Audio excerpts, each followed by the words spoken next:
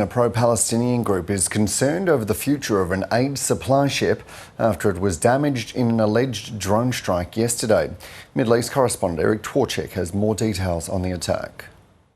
The information that we have is that the ship is damaged, some crew and activists remain on board, and it's at anchor in international waters off the coast of Malta. The group, the Freedom Flotilla coalition, says the ship was attacked in the early hours of yesterday morning by drones.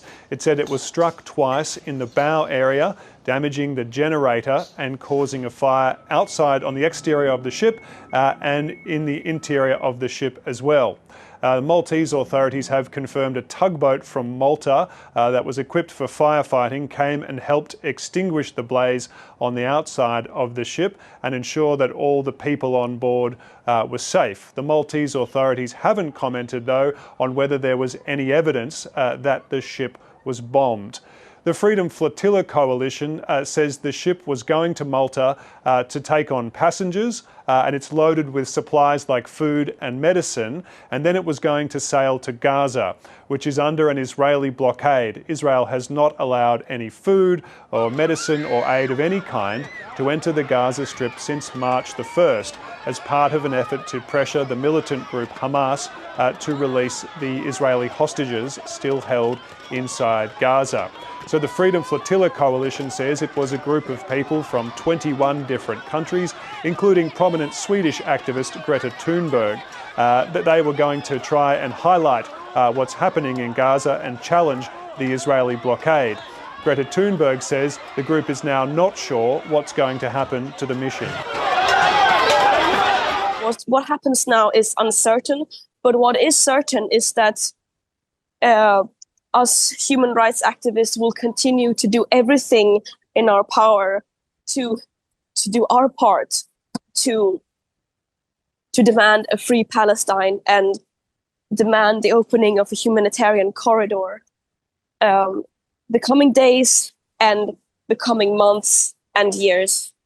The Freedom Flotilla coalition says there were no weapons on board the ship, all its members are unarmed and non-violent, and its mission was a peaceful one.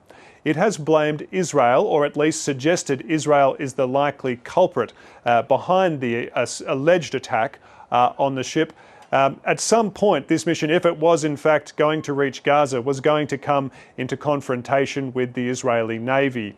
Israel has maintained a naval blockade around Gaza for many years, but much more intensely since the start of the October the 7th conflict. The Israeli government hasn't commented on the allegations, nor has the Israeli military. Turkey's government has made perhaps the strongest statement, saying there's an urgent need for a thorough international investigation into what took place and who's responsible. This is because Turkey has strong memories of an incident in 2010 in which Israeli commandos boarded a Turkish ship which was on a similar mission to Gaza and killed 10 people in a confrontation with those on board.